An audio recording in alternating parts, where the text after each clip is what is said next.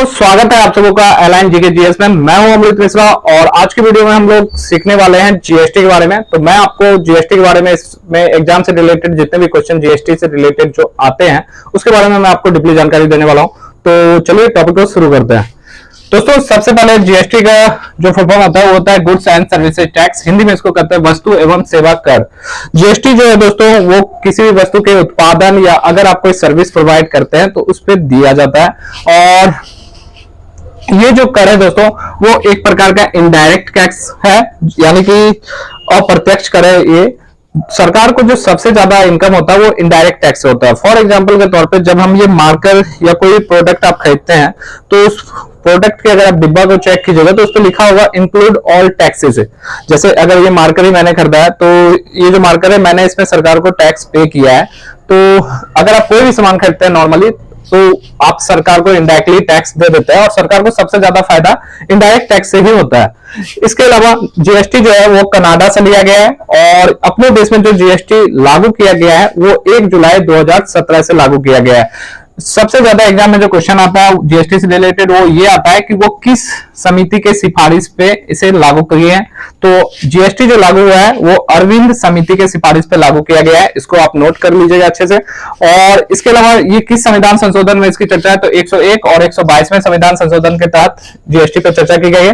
और जीएसटी चोरी करने पे आपको 5 साल तक की जेल हो सकती है। और जब आप जीएसटी के लिए अप्लाई करते हैं तो सरकार की तरफ से आपको 15 डिजिट का नंबर दिया जाता है, जिसमें शुरुआत के 2 डिजिट जो होते हैं वो आपके स्टेट को रिप्रेजेंट करते हैं और बाद बाकी जो आगे के 10 डिजिट होते हैं वो आपके पैन कार्ड नंबर को दर्शाता है।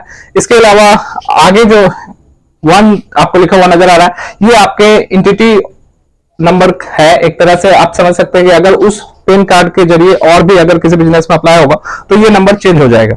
अदरवाइज वही एक ही नंबर अगर आपने एक ही बिजनेस के लिए अप्लाई किया है तो 1 ही लिखा हुआ नजर आएगा।